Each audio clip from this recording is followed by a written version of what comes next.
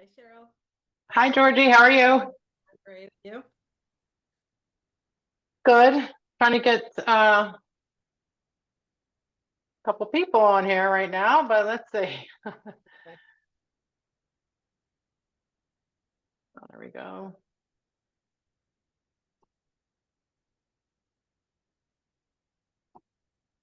Let's see, where is. Hi, Julie.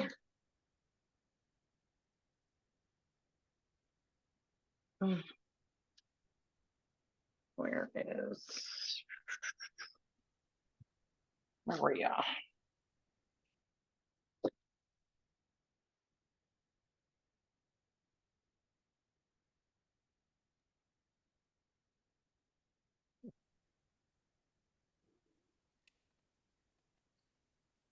Able to unmute that time. Georgie, nice to Yes. meet you. Yeah, nice to meet you too, Julie. You. I'm trying to see where Maria is. Okay.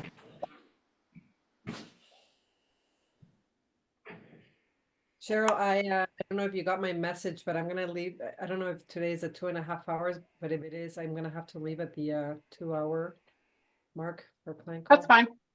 Yeah. Okay. Let me just shoot her an email real quick. Let's see. Okay, I'll be right back. Yeah.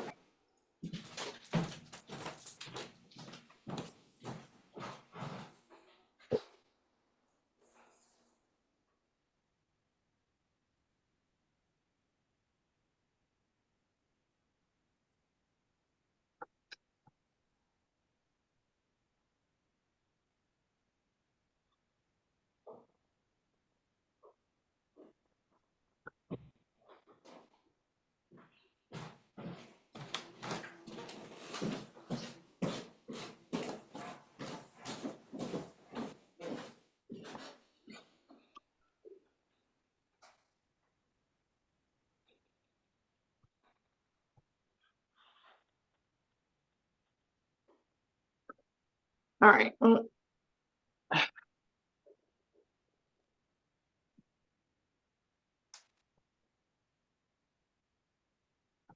Okay.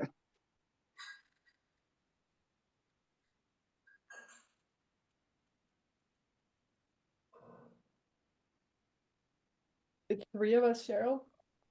Yes. There's two other people that may join, but probably won't know that till tonight. Okay. And 6 is the number that I want to keep it to, so that would be perfect. Yeah. Because it is small group. It's a little bit intense. Here's Maria. Hey.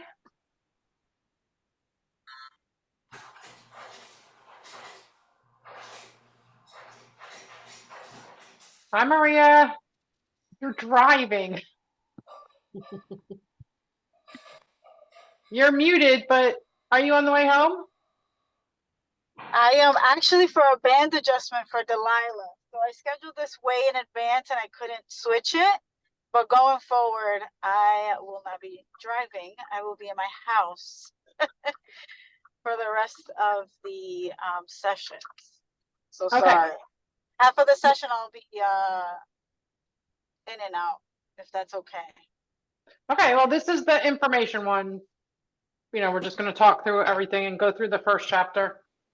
Okay. Which is informational as well, but everything gets recorded, so you can watch the recording to find out where everything is, because I don't want you watching the camera. Yeah, I'm gonna, well, you guys, it's up to you. If you want to see me driving, I can also take off the camera. No, take off the camera, but I mean, I don't want you looking at trying to look at your phone as we're going through things. Okay. But yeah, you can turn that off if you want. All right, thanks. Uh-huh.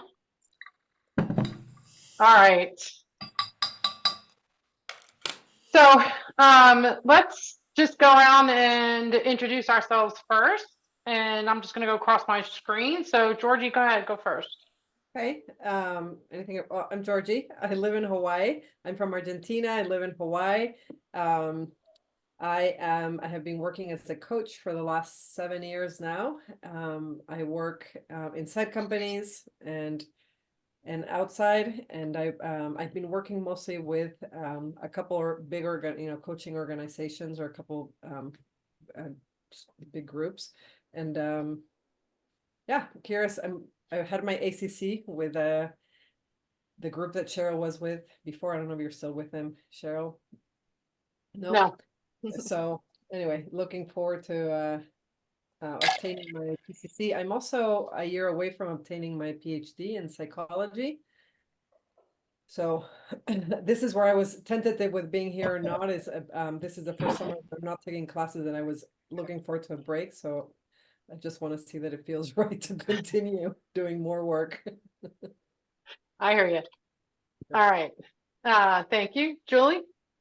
Hi, I'm Julie. I did my ACC courses with Cheryl a few years back, I think 4 years or so.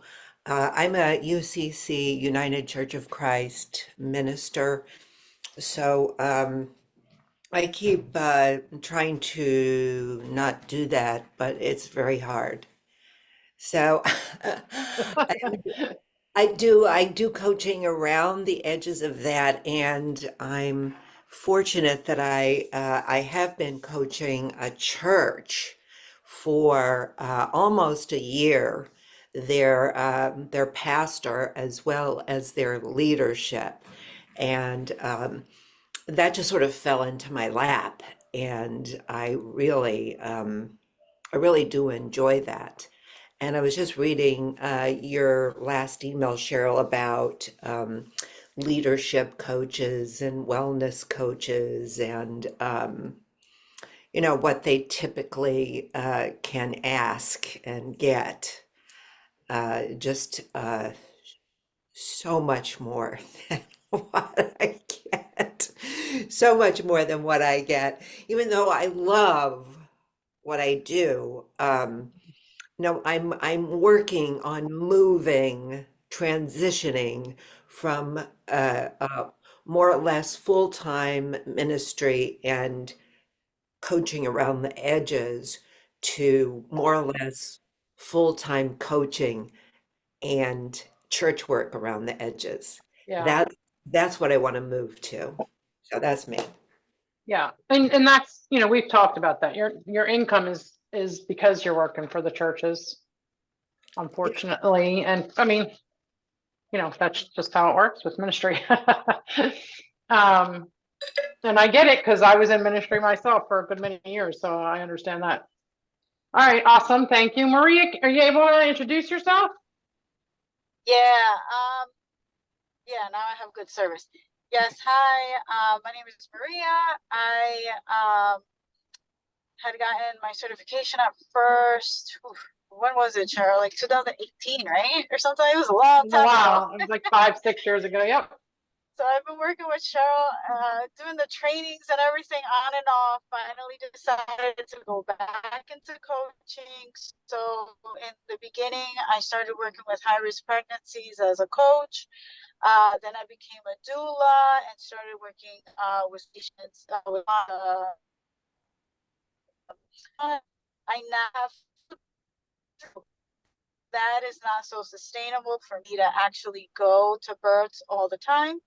So I'm also in a transition where I still want to do a birth, maybe 1 or 2 in a year, but I do want to take it more virtual and be able to coach parents, families that are in high risk and have NICU babies. I as well still host mom groups and coach mothers in a church that I am in, that I am a member for. It is a little far from me, so that's another thing that I want to transition to, a little bit more virtual class. In order for me to do that too, they want me to be certified and to have all the bells and whistles for me to be able to, for the church to pay me and to make it I guess a legit class. So I'm here because I want to continue I want to continue my coaching, but it's been so long that I need a refresher. I hadn't coached in about like maybe like 4 or 5 years. So I'm here for a refresher and to continue the path of coaching. I got away from coaching and now I'm back. So I have to stay here because if I keep going back and forth and I keep coming back to it, this is where I need to stay. Yeah. Yeah, and that's funny because that's what happens, right? I mean, a lot of people come to coaching and you're doing something else and you get your, your certifications and you want to switch over to it, but that other thing keeps pulling.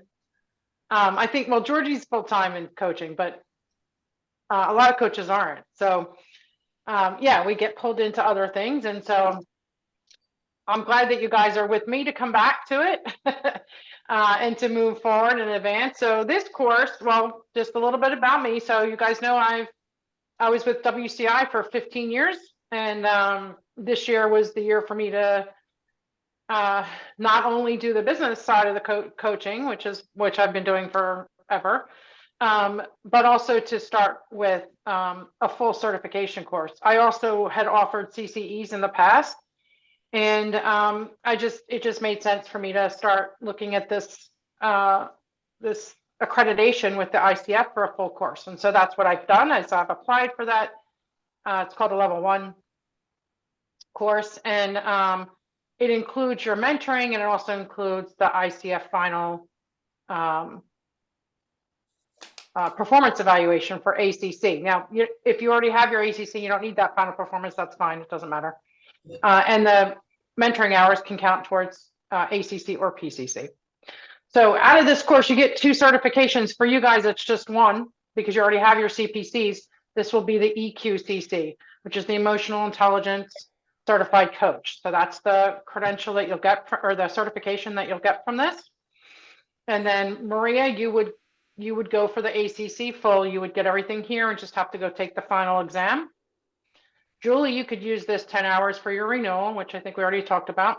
And you get the certification. And then Georgia, you can use the 10 hours for your PCC, and then we'll look at the recordings from a PCC level, because everybody does recordings in this class. But because it's so small, I don't take more than 6. This is a rule that I'm going to be following, 6. Somebody suggested 8. I'll see how the 6 goes, and if I want to move to 8. But if I ever did 8, it would not be more than that. But anyway, 6 is the top that I'm looking at right now, because I ran the pilot, which we had a great time, and I had 10 people in it. And the level of skill that I teach is different than the one that you went through. And it really does require some more time and individual attention. And we do 1 coaching session per class where you get in-depth feedback from me, but also you're giving feedback to each other. So it's very hands-on. You have a form that you fill out as you're watching the sessions, which is actually based off the core competencies and the minimum skill requirements. So it's a little bit more in-depth, and I like to, again, keep it small so that we can have lots of interaction. What I really like is that I'm also offering the EQI assessment. So you'll each get a link, an invitation to take the EQ assessment. And that will give you a score, and it will give you a full report, which will give you areas that you're strong in and areas for improvement. And then we will have a debrief session where we'll go over that report together and one-on-one. And we'll go over and make a plan to increase the areas that are really going to have an impact on your coaching.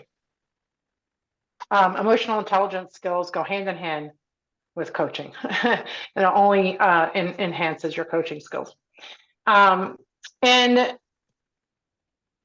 you'll get that. And then also we're going to learn emotional intelligence as we go through the course and how they correspond with the ICF competencies. So the first thing I'm going to do is I'm going to walk you through the UpCoach system, which is where everything is housed for the course. And Georgia, you don't have access to that until, after you make a decision. And the other thing is, since you haven't signed an agreement, just Yeah. know that everything that we talked about here are private and confidential, and that you won't share anything that you learned. Oh, can I ask you a brief question before you get into that?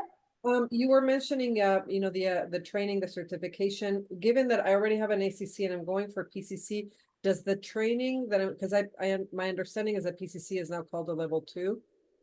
Is the training that we're doing here counting towards my PCC? So you took application? the master class, didn't you?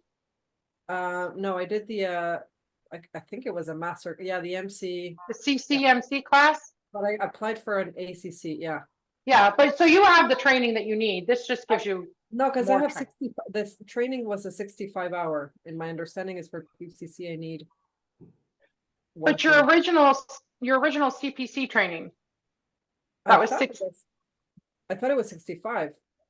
Hang on, let me, I can check. I might be able to check. Let's see. That's the only training you've ever taken? With you guys, yeah. Because you shouldn't have been able to take the master class unless you already had a CPC. No, then it was a CPC. Then it wasn't a master. It was a CPC. Oh, okay. Yeah. So this isn't a level 2, but you can still do it with a portfolio application, which it's easy. I would show you how to do So that. we would be able to meet the 65 hours that I need. Yeah, because you're going to get a total of, well, it's a total of 75, but that's 65 learning hours and 10 mentor hours. Okay. And you would be So, able yeah. to do the application for that Yep. in your, Yep. yeah. Okay, great. Yeah, you just wouldn't be able to do it as a level 2. You'd have to do it as a portfolio, which is fine. I mean, it's the same thing. It's just level 2, you don't have to submit recordings. So you will have to submit your recordings, but we'll use our mentoring time in this course to get you those recordings. Okay, great. Yeah. Yeah, I don't see you as on the, No, I think it was a PC. Yeah. yeah. Okay. Thank you. You're welcome. And just for clarification, Cheryl, I have the ACC designation, and that was a result of doing the 2 levels of training. The first one was not with you, was with another church-sponsored program. That was, I think, 65 hours. Yeah, I think they said they only counted 60 of those. And then you did the niche masterclass with WCI, right? Yes, with you and WCI. Yeah. And that gave you 14 hours, I believe. So altogether, you probably have 75 hours, 74 hours.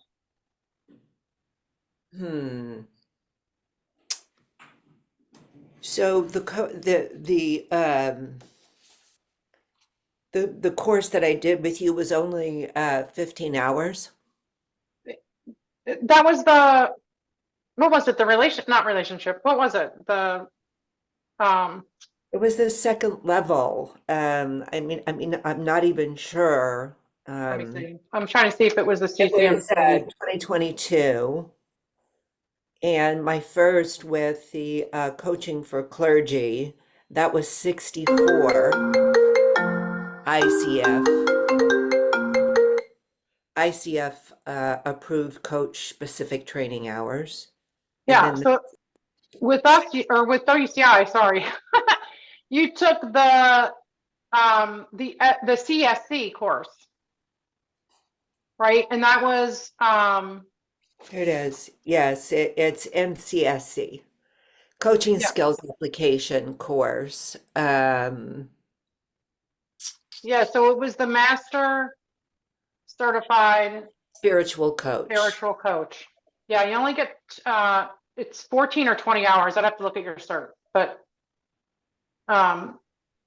yeah, it's not a full course. It was 13 teleclass and 8 self-study hours. So it was 21 hours. Yeah, but they don't, so just so you know, Yeah. her niche courses are not accredited through ICF. So you have to do portfolio, and most likely they're only going to count 14 of those hours. just, I mean, you could apply for more and see if they'll approve it. But because it's not accredited, those programs aren't accredited. She only has one program that's accredited. Then you have to do a portfolio app if you want to go for PCC, and you would need more hours, obviously, because you have to have 125. But if you put them all together with this, then you would have enough to apply for PCC, but you wouldn't have a full 21 hours from that. Okay, so this is from the World Coach Institute. So are you Mhm. saying that's not from an accredited program? I'm saying that program's not accredited. But how did I get my ACC accreditation then? I think I Because, did because you only need 60 hours in for an order to take ACC. the exam. Yes, for the ACC, you only need 60 hours, so they counted your first training. Of course, yes. Yeah. Um, Yeah, you didn't need that for the ACC. I see. Okay, Yeah. thank you. Mm-hmm. Okay, I'm gonna share my screen.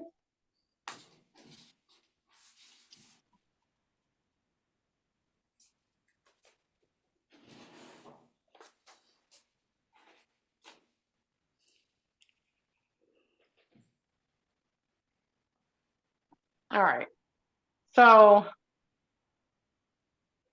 oh, that's not the right one.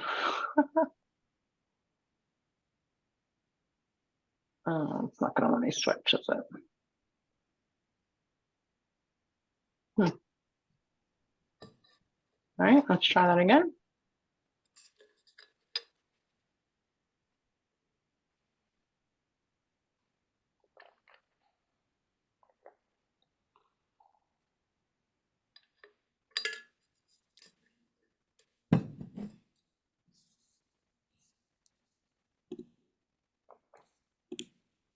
All right.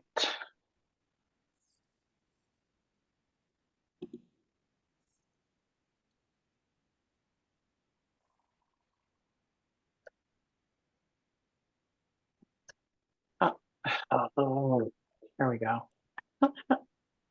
Thank you.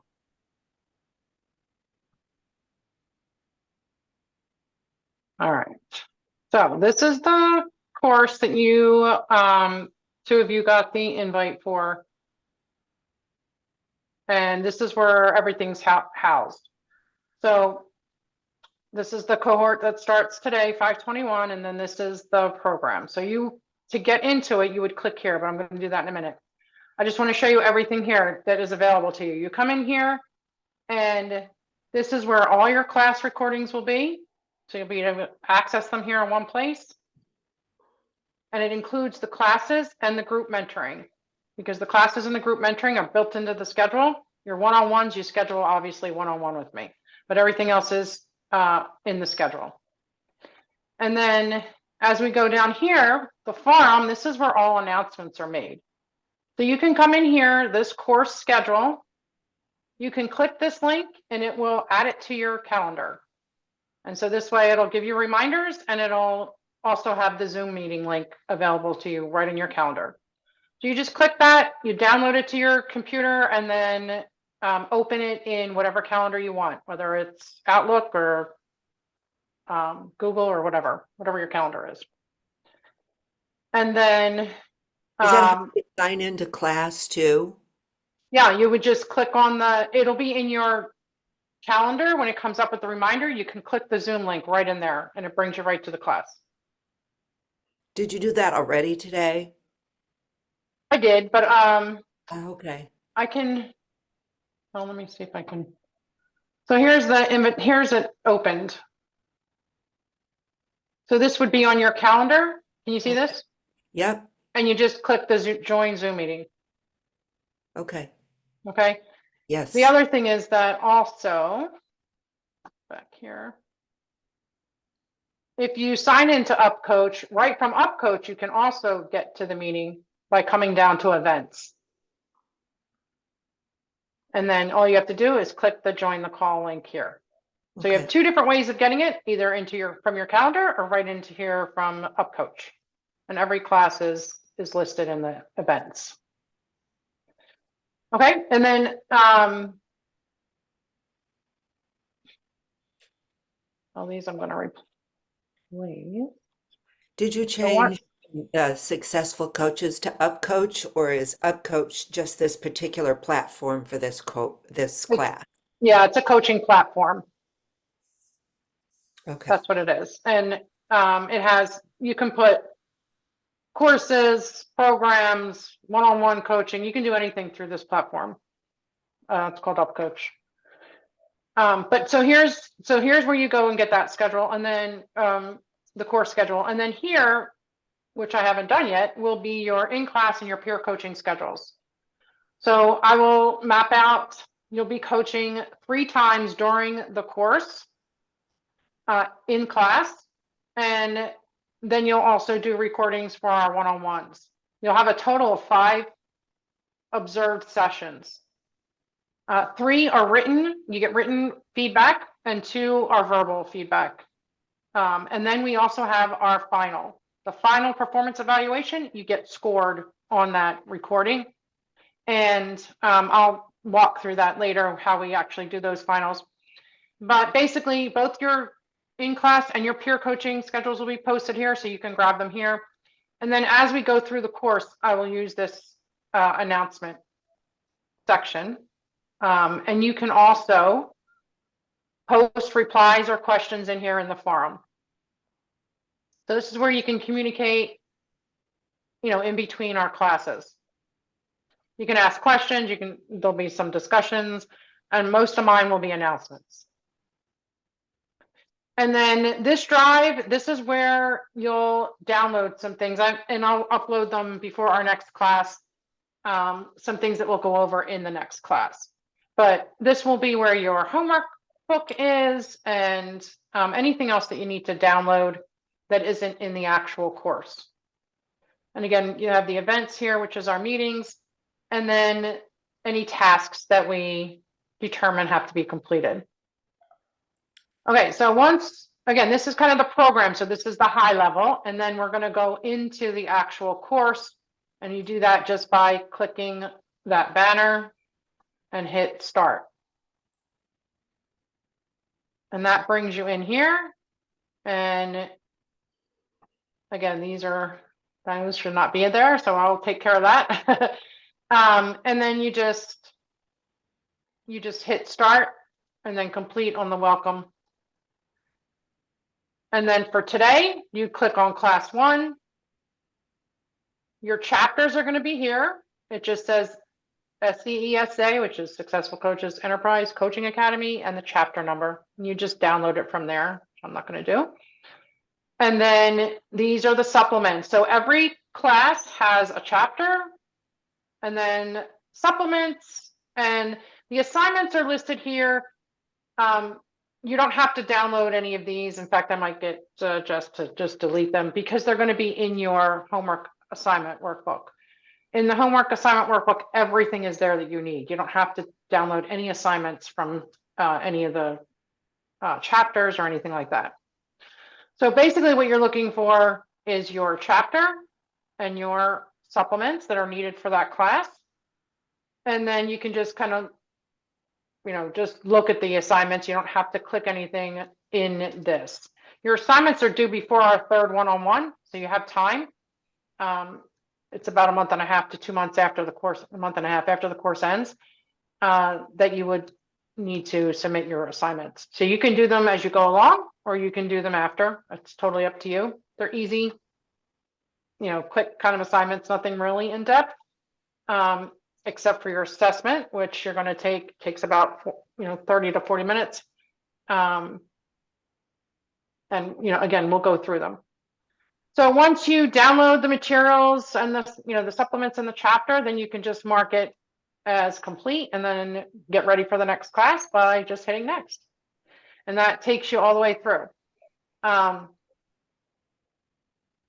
We have the group mentoring as well. I have it worked in here so that you can just kind of, again, download the feedback form that we're going to be using in class. We'll go over that when we get to it. We're not going to go over it today.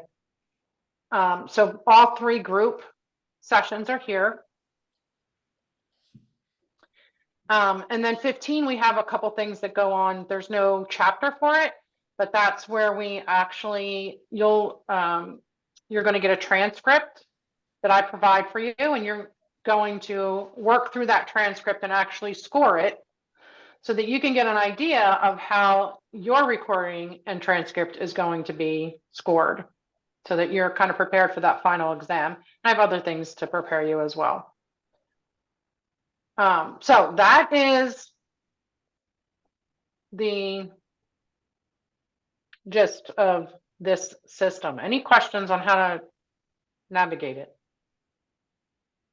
When you say download things that,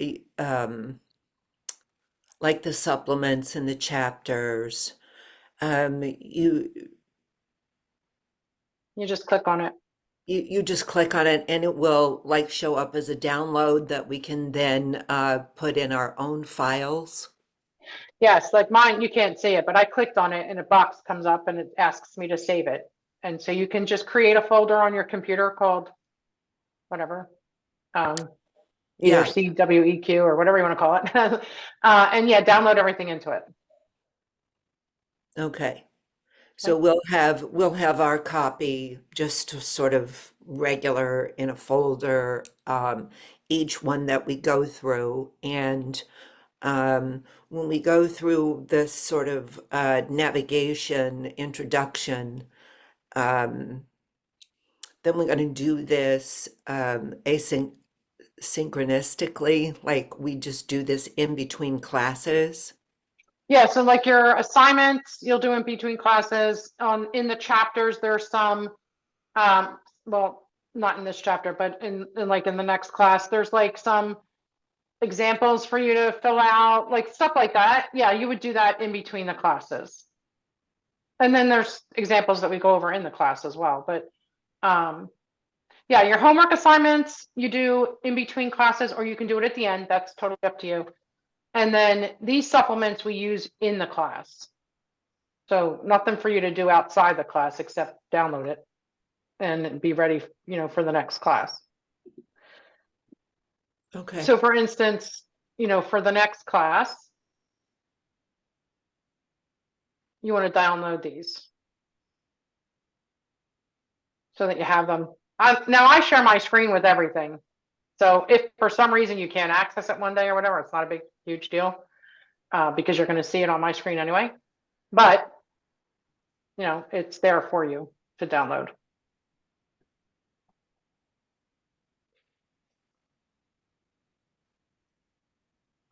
Anyone else?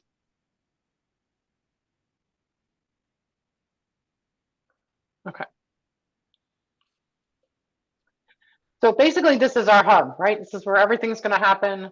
You're going to get all your materials. We're going to communicate through here. Of course, you can message me or email me if you need to, but the easiest thing is just going to be to post in here under the forum. And I get a notification. So easiest way to do that. And then also anything that you need from the drive will be here. Oh, I just deleted that and it's back. And this is the first time I'm using this for a full course. I've used it for a CCE course, which was a little bit different. So just bear with me as okay, I just needed to refresh it. As we go through it, this is the second time I'm using it for a full course. So just forgive me if I have to fix anything. But typically it doesn't take long. Okay. So I'm going to stop sharing that. So Okay. we can access that anytime. So like technically we wouldn't have to like download and save everything in a folder because we can go right to it. You can, but you can't open it in there. If you click it, it's going to ask you to download it. Okay. So you might as well just get it over with the first time and not have to keep going there and clicking and downloading. Yeah, so I would do it before. So like after today, go in and download everything you need for 1 and 2 because we've already been through 1. And this way you have it for class 2. Myself, I divided everything up by class. So I have a folder that says, you know, the course, and then each one is like class 1, class 2. So I could just go to it very quickly. That's how I learn better and access things better. But whatever is more organized for you, you know, do that. Okay, so I'm thinking that that you all were trained on the old core competencies. Am I right about that? Have you? Yeah. So the new core competencies were put into effect last year. And so that's the first thing that we're going to go over today is the core competencies, so that you can see there's not a terribly big difference, but we went from 11 core competencies to 8 core competencies. And so we're gonna go over that, and then that's what the course is based on, is those 8 new core competencies, obviously. So let me pull up the chapter, and then we can look at the competencies.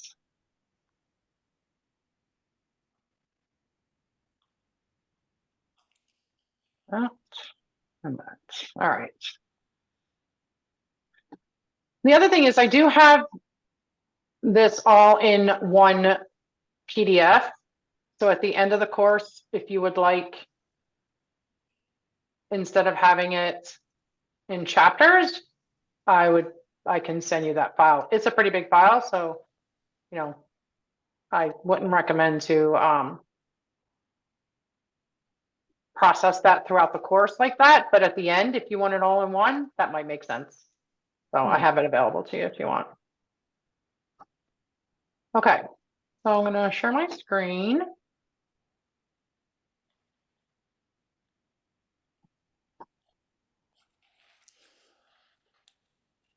And these are all, this is like on a PDF on the course platform, right? Yes. You have to be writing them down or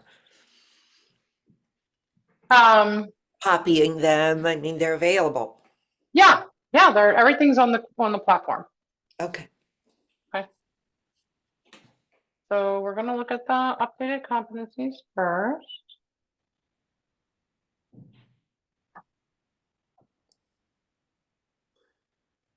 Oh, cool. Maria's liking it. Okay. So these were released in 2019, but they didn't actually put them into effect until last year, which is really weird. But anyway, we're gonna go over these.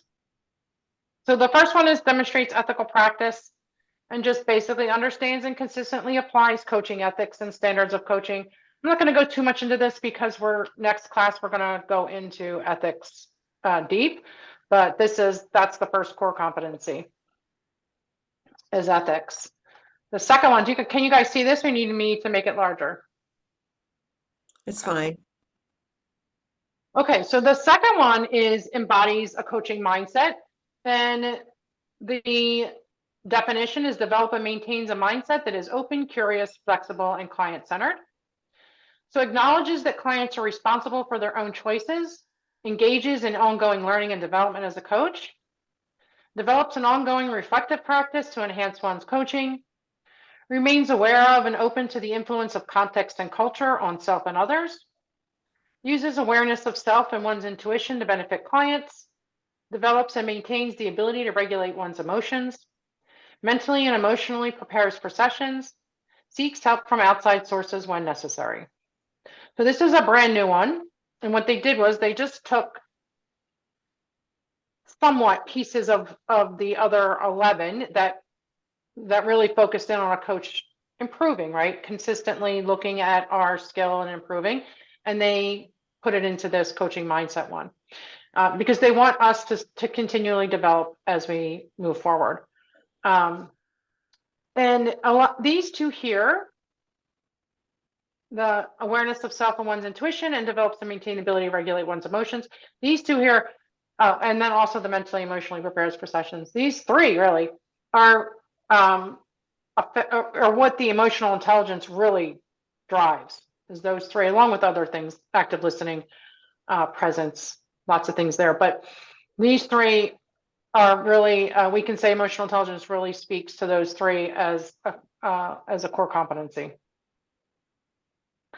Then we have 3, which is establishes and maintains agreements. And this is where the definition partners with the client and relevant stakeholders to create clear agreements about the coaching relationship, process, plans, and goals. Establishes agreements for the overall coaching engagement, as well as those for each coaching session. So the breakdown is explains what coaching is and is not, and describes the process to the client and relevant stakeholders. Reaches agreement about what is and is not appropriate in the relationship, what is and is not being offered, and the responsibilities of the client and relevant stakeholders. Reaches agreement about the guidelines and specific parameters of the coaching relationship, such as logistics, fees, scheduling, duration, termination, confidentiality, and inclusion of others. Partners with the client and relevant stakeholders to establish an overall coaching plan and goals. Partners with the client to determine client-coach compatibility. Partners with the client to identify or reconfirm what they want to accomplish in the session. Partners with the client to define what the client believes they need to address or resolve to achieve what they want to accomplish in the session. 8, partners with the client to define or reconfirm measures of success for what the client wants to accomplish in the coaching engagement or individual session. Partners with the client to manage the time and focus of the session. Continues coaching in the direction of the client's desired outcomes unless the client indicates otherwise. And partners with the client to end the coaching relationship in a way that honors the experience. 4 is cultivates trust and safety. So partners with the client to create a safe, supportive environment that allows the client to share freely, maintains a relationship of mutual respect and trust. So seeks to understand the client within their context, which may include their identity, environment, experiences, values, and beliefs. Demonstrates respect for the client's identity, perceptions, style, and language, and adapts one coaching to the client. Acknowledges and respects the client's unique talents, insights, and work in the coaching process. Shows support, empathy, and concern for the client. Acknowledges and supports the client's expressions of feelings, perceptions, concerns, beliefs, and suggestions. Demonstrates openness and transparency as a way to display vulnerability and build trust with the client. 5 is maintains presence, so is fully conscious and present with the client, employing a style that is open, flexible, grounded, and confident. Remains focused, observant, empathetic, and responsive to the client. Demonstrates curiosity during the coaching process. Manages one's emotions to stay present with the client. Demonstrates confidence in working with strong client emotions during the coaching process. Is comfortable working in a space of not knowing. Creates or allows space for silence, pause, or reflection. 6 is listens actively. Definition is focuses on what the client is and is not saying to fully understand what is being communicated in the context of the client systems and to support client self-expression. So considers the client's context, identity, environment, experiences, values, and beliefs to enhance understanding of what the client is communicating. Reflects or summarizes what the client communicated to ensure clarity and understanding. Recognizes and inquires when there is more to what the client is communicating. Notices, acknowledges, and explores the client's emotions, energy shifts, nonverbal cues, or other behaviors. Integrates the client's words, tone of voice, and body language to determine the full meaning of what is being communicated. Notices trends to the client's in the client's behaviors and emotions across sessions to discern themes and patterns. And then 7 is evokes awareness. So facilitates client insight and learning by using tools and techniques such as powerful questioning, silence, metaphor, or analogy. So considers client experience when deciding what might be most useful, challenges the clients as a way to evoke awareness or insight, asks questions about the client such as their way of thinking, values, needs, wants, and beliefs, asks questions that help the client explore beyond current thinking, invites the client to share more about their experience in the moment, notices what is working to enhance client progress, adjusts the coaching approach in response to the client's needs, helps the client identify factors that influence current and future patterns of behavior, thinking, or emotion. 9, invites the client to generate ideas about how they can move forward and what they are willing or able to do, supports the client in reframing perspectives, shares observations, insights, and feelings without attachment that have the potential to create new learning for the client. And then finally is 8, facilitates client growth, so partners with the client to transform learning and insight into action, promotes client autonomy in the coaching process. So works with the client to integrate new awareness, insight, or learning into their worldview and behaviors, partners with the client to design goals, actions, and accountability measures that integrate and expand new learning, acknowledges and supports client autonomy in the design of goals, actions, and methods of accountability, supports the client in identifying potential results or learning from identified action steps, invites the client to consider how to move forward, including resources, support, and potential barriers, partners with the client to summarize learning and insight within or between sessions, celebrates the client progress and success, and partners with the client to close the session. Cheryl, So those are all these listed in the ICF and the detail that you have them here, or is this something that you detailed out? No, this is from them. Okay. This is So directly from them. in their website, it's listed in detail like that? Yeah, you can just in their search bar, just put in core competencies and it'll give you this you can download a PDF. Okay. So that is the updated core competencies. Now, the other thing that I want to explain to you is that typically in a level 1 course, you look at the ACC minimum skill requirements, and that's what you use to grade or feedback the coaching sessions. Well, what myself and a couple other organizations have done is actually we use the PCC markers, because my feeling is, why start at the ACC for skill level when you can learn and be mentored on the PCC markers, which is the standard really for coaching. But you're graded at an ACC level using those PCC markers. But everything that we do in this course is based off those PCC markers instead of the ACC minimum skill requirements. And we are actually trying to get the ICF to change how they present it, where we just look at the PCC markers and you get a different score.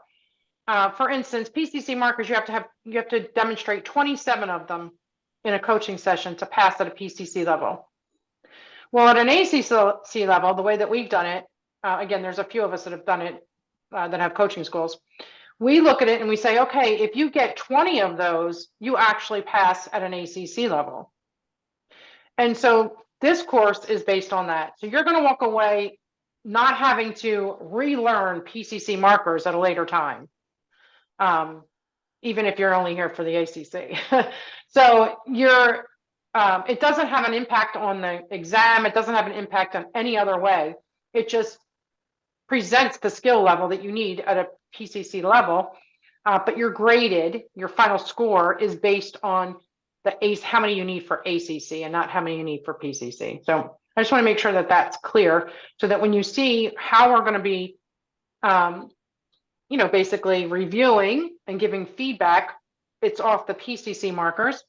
And when you do your assessment, when I do your assessment, the grading will be for an ACC though. You won't be graded at a PCC level, except, Georgie, if you want to be graded at the PCC level, then we'll do that. But basically we're looking at the PCC markers, which I will share with you in a little bit. Okay, so now I'm going to share our chapter.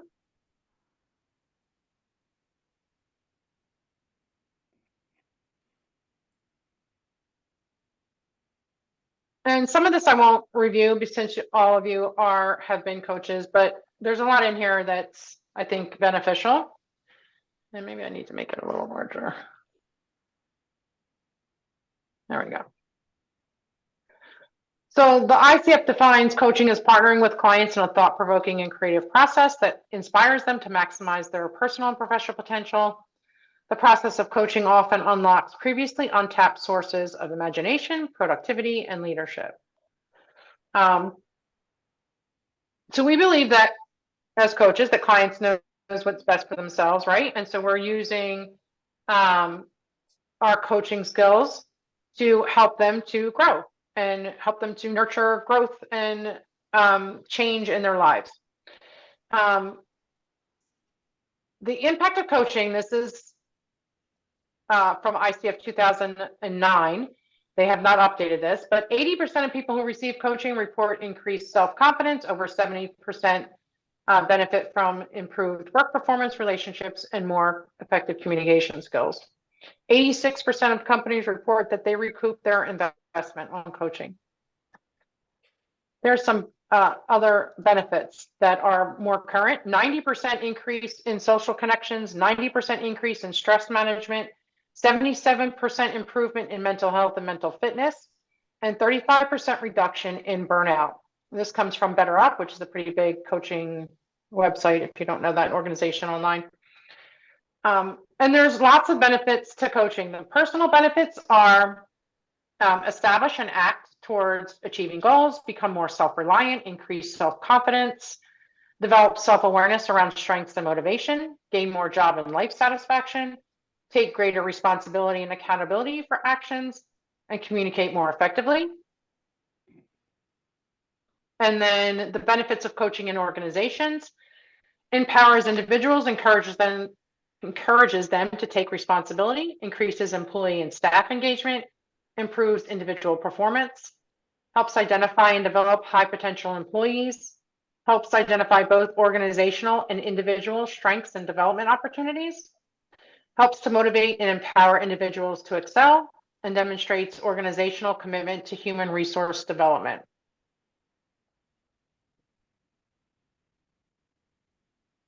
Okay, so we know that coaching is not therapy, not mentoring, not consulting. So you can read through that. I won't really go through that.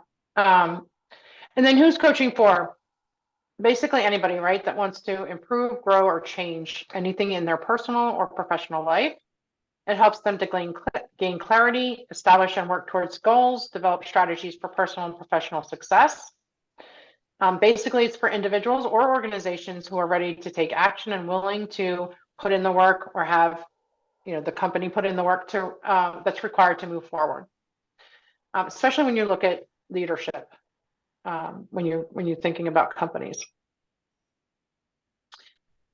Who's coaching not for? It may not be suitable for people who are not open to change or self-exploration, and that's really where we take the time before we before we work with anybody, to make sure that they are coachable.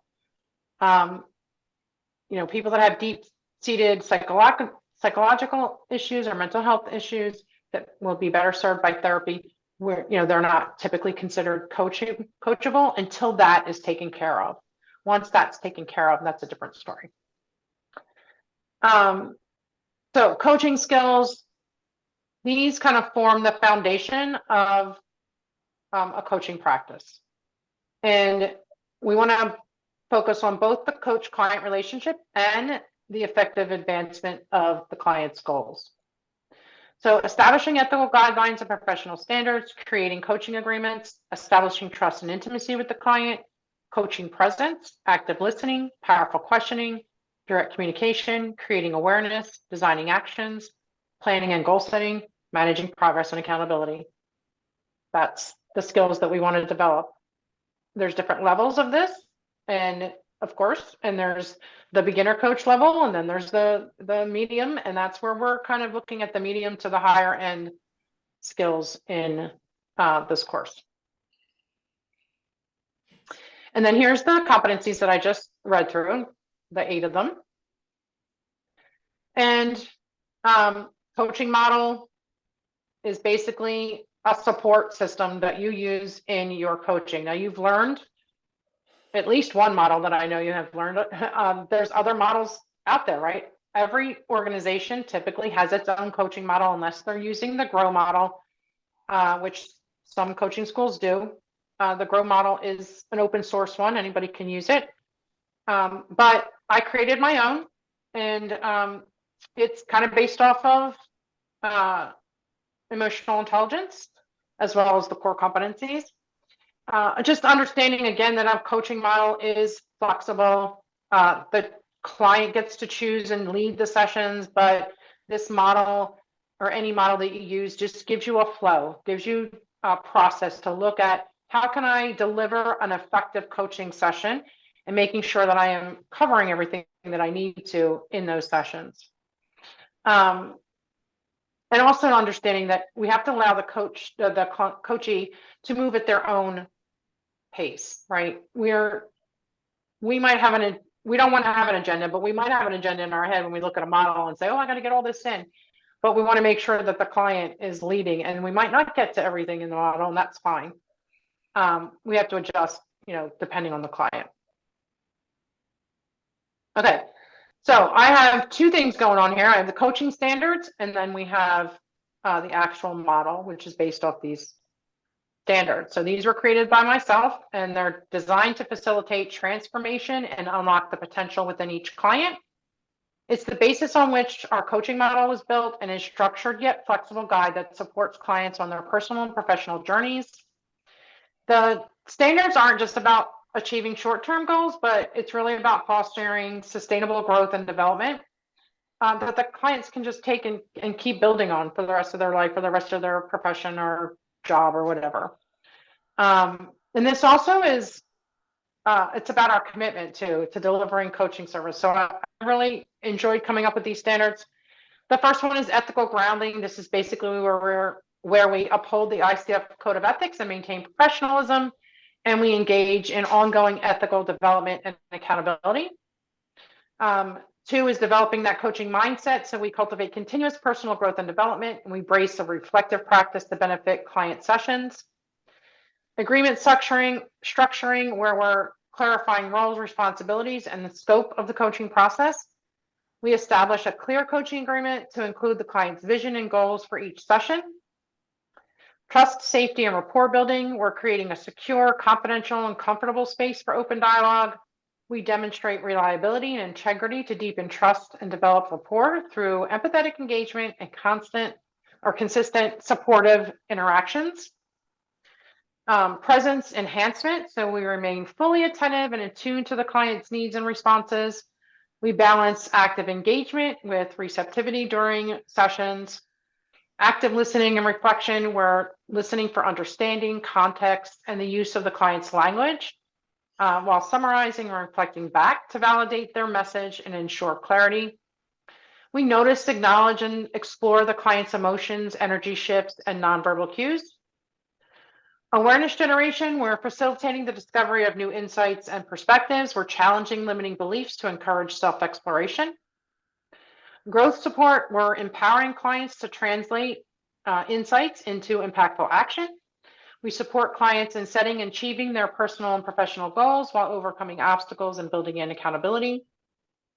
Contextual understanding, we recognize and appreciate the client's unique background and environment. We integrate in an understanding of external influences on the client's coaching journey. And then emotional intelligence, we develop and utilize emotional awareness for a deeper client connection.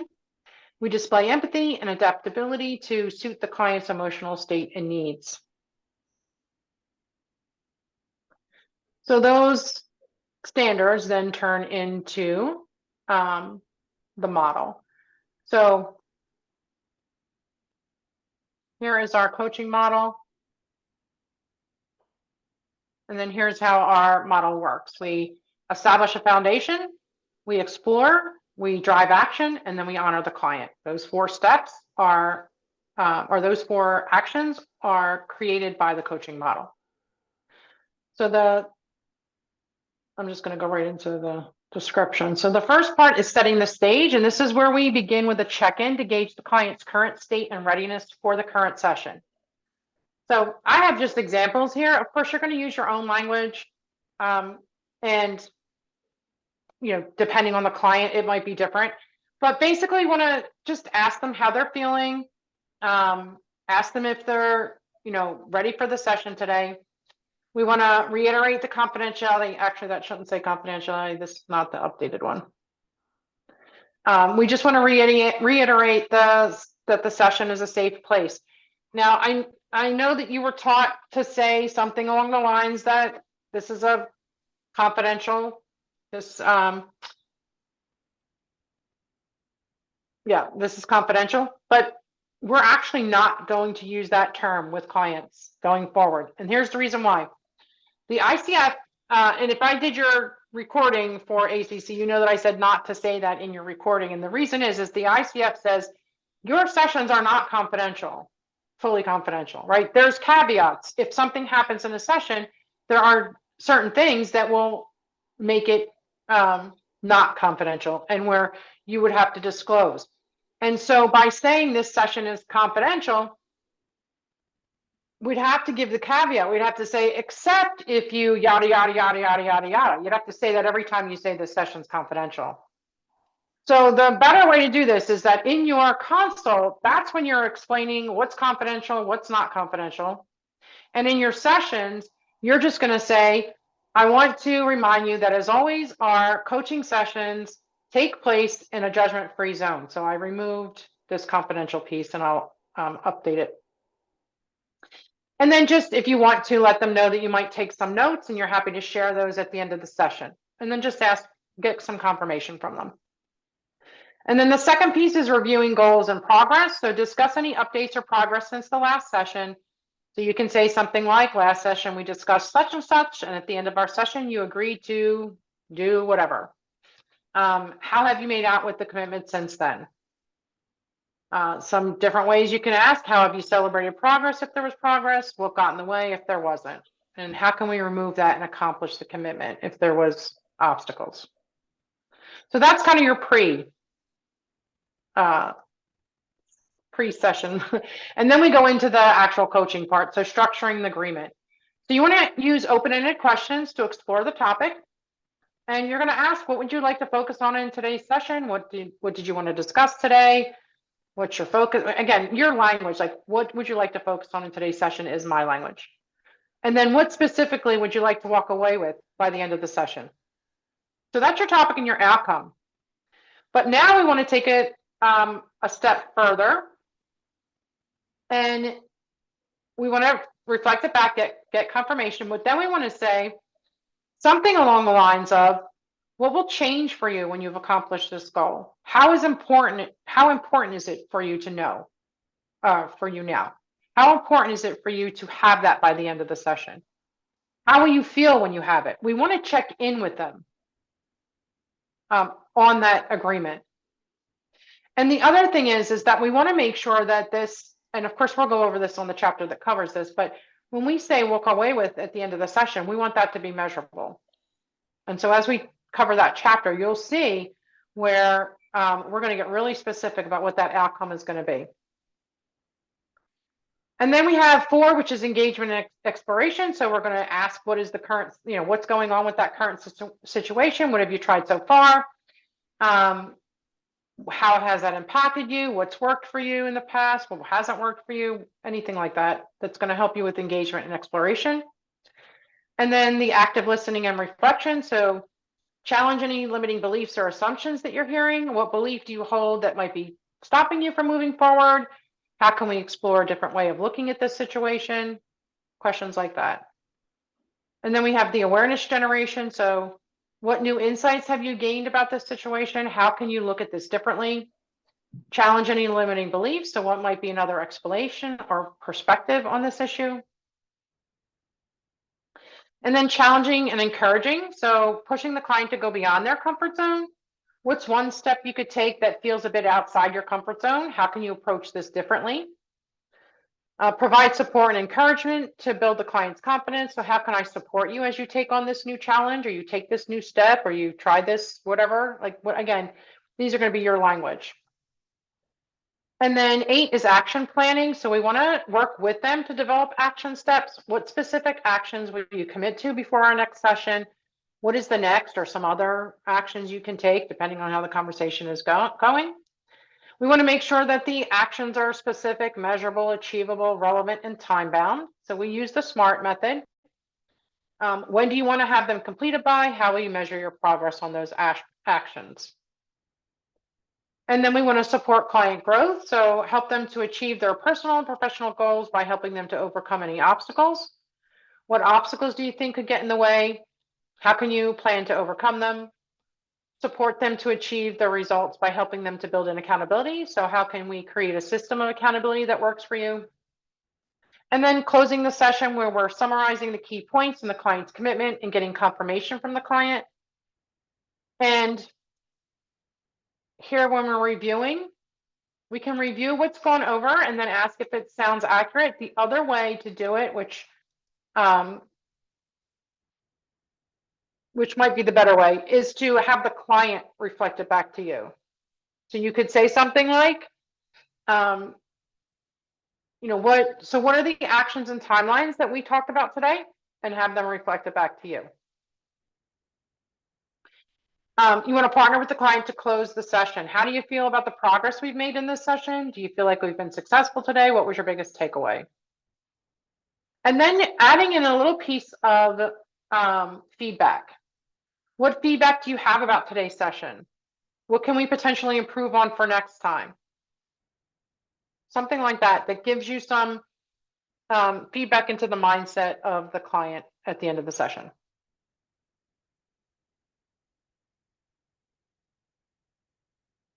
Okay.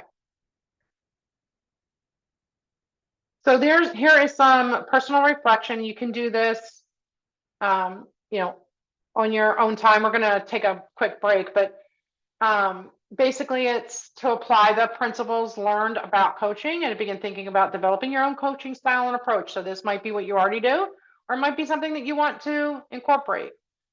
So just kind of take a moment to write down why you're drawn to coaching, and what about coaching resonates with your own personal values and how you might impact others. And then describe the characteristics of who you want to work with. What type of goals would they have? What challenges would they face? And then identify 2 areas in your own life where you've experienced significant growth, and how can those experiences enhance your coaching practice.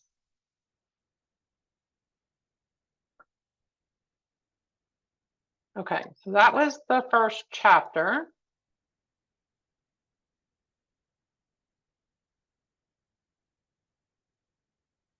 Oh, okay, so Georgie had to leave.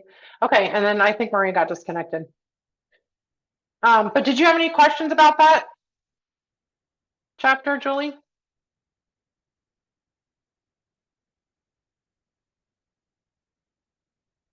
You're on mute.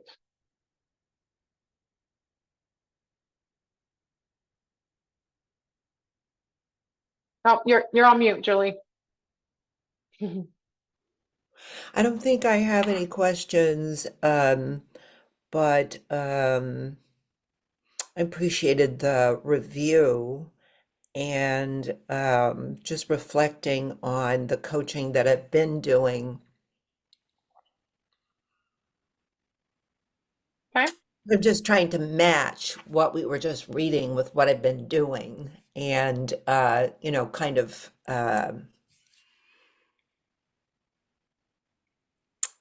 challenge myself, like, have I been doing this?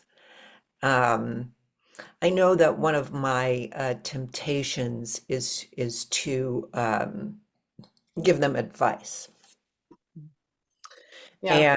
And it's a growth edge, I mean, it's where I want to be able to say more than have you tried this, or have you heard of that?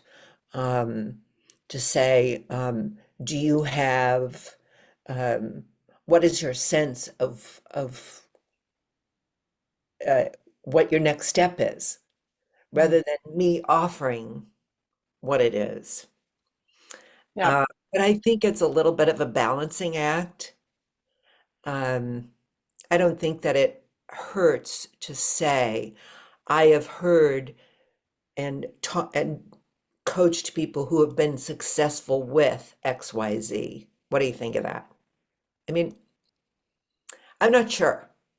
Yeah, I'm not sure. And I think it's all such a flexible thing. That's what really attracts me to it. Like all of this is very specific and it's very, there's like minutia involved in these um core competencies and these steps and all of the things we look at. And it sort of comes out in a way that is natural and connected with the client. And that's what draws me to coaching. yeah, You know, not the specifics so much as the working on the specifics and then have it transform into coaching sessions that make a difference and that you're not checking yourself constantly. yeah, You know, am I present? Am I, do I have my ethics in line? Do it, I mean that's the work that's done outside of the coaching session. And then there's a lot of letting go that's in this session. That's just what I'm thinking about right now. no, no, I love that. Maria, did you have any questions?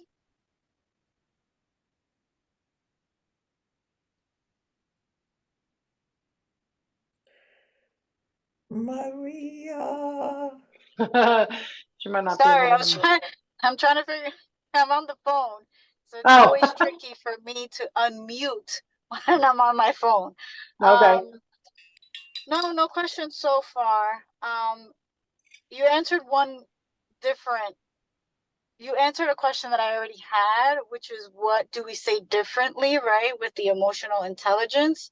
And it is something that I am trying to work on as well. Like, so in the birthing world, I can no longer say certain words. So I do have to be aware of, you know, this is an open space, right? So like I can't say mom and dad, I have to say families because I can't gender be specific to a certain gender. So I have Yeah, to be aware there's partners, it's not a husband. So that's also one of the main reasons why I wanted to take this course, because it's something that I'm not fully taught on yet, like that emotional aspect of it, in this new world we are living in. yeah, So it's perfect. When I do get home, I do want to look over more of the stuff because I can't fully look at the screen all the time. yeah, no, So when I get home, I do want to print those things out and kind of go over it because yeah, we always have like it's everything is said here is confidential, and you know I'm so like wound up with that too. Which you're right. You know, if I'm going to use it for a certification process, it's going to be recorded, and I'm going to send it to somebody else. It's not really going to be confidential. So there are things that I do have to yeah. get out of my team. Is that Cheryl, I have a question. Would that be how does our group mentor sessions are? So you said there's 3 of them. How do those work? The group ones are just during the regular, they're already on the schedule. They're just during the regular class time. I just worked in 3 extra classes that are mentor classes. Okay. All right. Perfect. Yeah. Thank you. Yep. You're welcome. Okay. The next thing is really quickly is you do have a reading assignment for this course. And I will share that. So I did post this. It's called the Transformational Coach: Free Your Thinking and Breakthrough to Coaching Mastery. Right now, if you want the audiobook, Amazon has a 3-month promotion going on where you can get it, or they did when I did this anyway, that you can get it for free. It's only for 90 days though. I actually recommend that you just get the book because you can you can read it, you can highlight things. I actually have a guide that I'll post under this of how to read through these chapters. And then in the assignment workbook is you're answering 3 questions for each chapter. So it is part of your assignments as well to read the book. So I don't, like I said, you can get the audio, you can get the paperback, whichever you prefer, but you will like this book. It is, it's one of the best coaching books that I've ever read. So I do encourage you to actually get the book. And this way you can highlight it and you can write in the comments and things that are comments in the sides like I do, to help you work through the book and pick up a lot of things, because it does have a lot of things that we have to unlearn as adults and as coaches. So something that you are required to do is to read the book. And again, it's just due at the time that you turn in your assignments, because the book, it's not really a book report, it's just questions, is in the assignment workbook. And I'm actually going to show you that now too. Hold that up.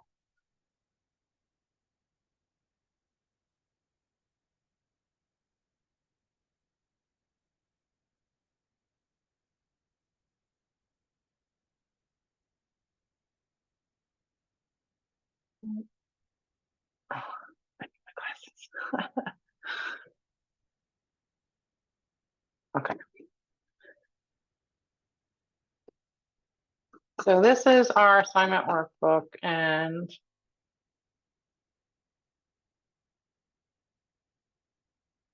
then we'll take a break.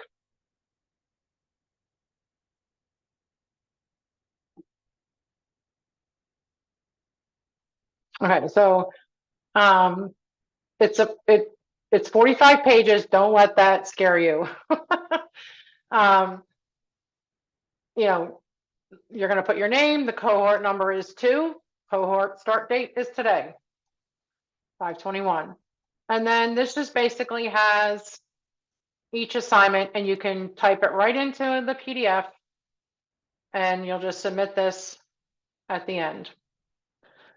So each class has an assignment. I'm not going to go over each assignment. I just want to kind of scroll through this so you can kind of see. Some of them are just journaling prompts based off the content of the chapter. Again, you can type right in it. And then 3, you're going to take the EIQ or EQI assessment. It doesn't take 40 minutes, but I just say give yourself that time. You'll get an invitation to your email for that. You'll just click it and you'll take the assessment. And then here's your contracts. You can customize them, a client onboarding manual that I created. I can show you that. You come in here, it's a template. You'll just hit edit template and you can use these in your business. Just you can change the colors. It's a template in Canva, very easy to fix. And I just have some kind of basic things that I think are cool for creating a packet for your clients. So you can do that. Oh, where'd it go? Oh, there it is. And then I have a client contract and the 3-party contract, which are the ICF ones. They're on their website, so they're the same thing. And then this is kind of where we get into more about emotional intelligence in coaching, some questions for you to answer. Again, nothing terribly long, a couple sentences or 2. And then once you take your EIQ assessment, you get the results. Then you're going to just, from that report, you get a detailed report. From that report, you're going to fill in some of this and create an action plan. Then you have a relationship trust worksheet and ingrained thoughts pattern. I'm trying to get to the book one. Again, they're just quick questions to answer. And I'm going to scroll really quick now. Oh, the Johari test you're going to take as well. Goal setting using SMART goals, Wheel of Life.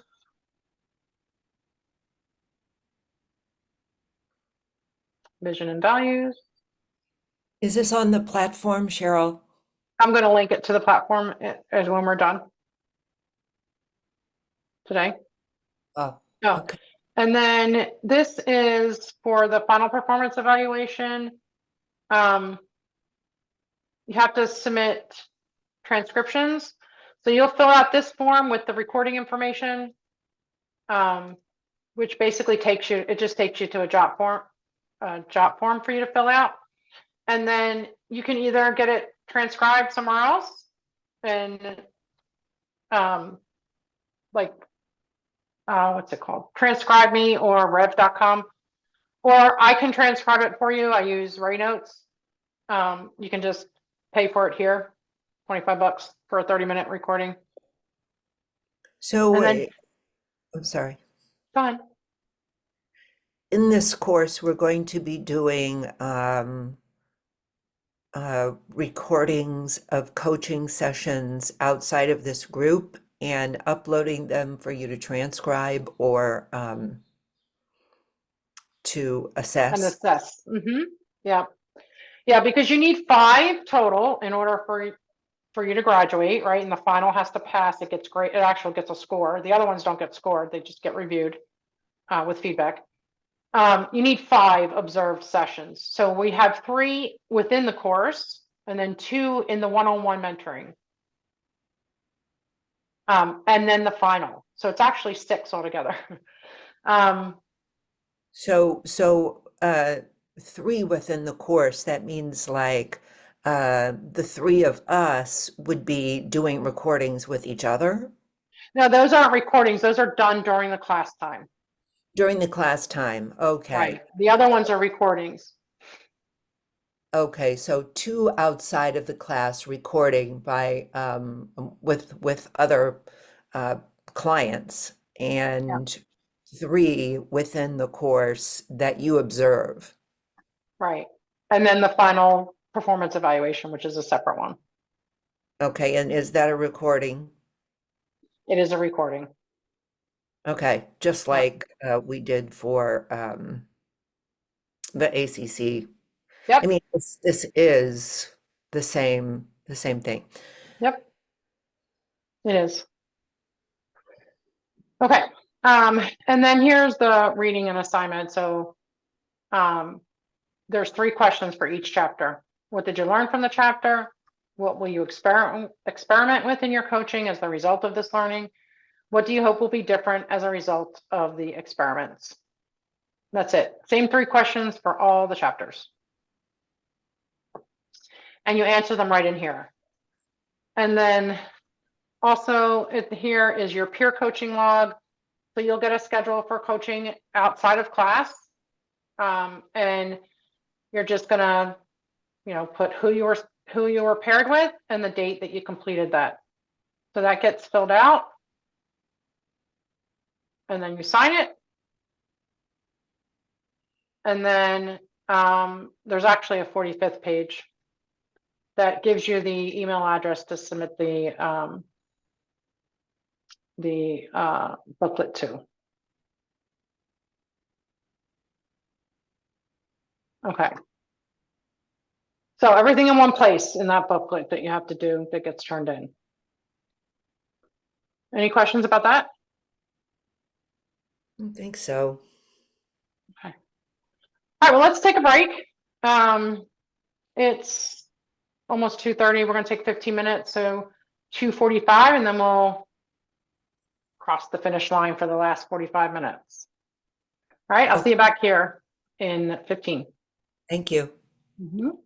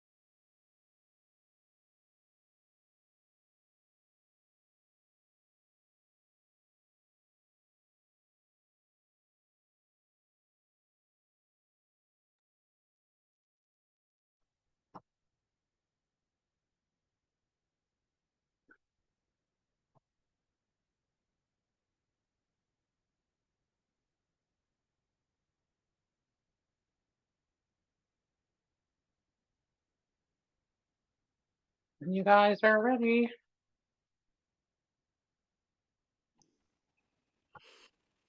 Sorry about that. I had a call from my son. Issues. I hear that. All right. Hopefully Maria will join us shortly. So what I'm going to do now. I'm here. I'm just getting in the elevator. Oh, there you go. Okay. There we go. We're going to look at the PCC markers, and then we're going to look at the observation form that we're going to be using to give feedback on the sessions. And then, you know, just so you know, again, after class in that forum space will be, well, the book is already there, so you can look at the title there. The link to the file, sorry, to the homework assignment workbook, it'll be under the file section, and you can just download it onto your computer, and then you can just work from your computer on that. And then this observation form will also be in there, just so you, again, you kind of can see what we're looking for. And then when you're observing the sessions, you can follow along and kind of see what's being done and not being done in the coaching sessions. So let me share my screen.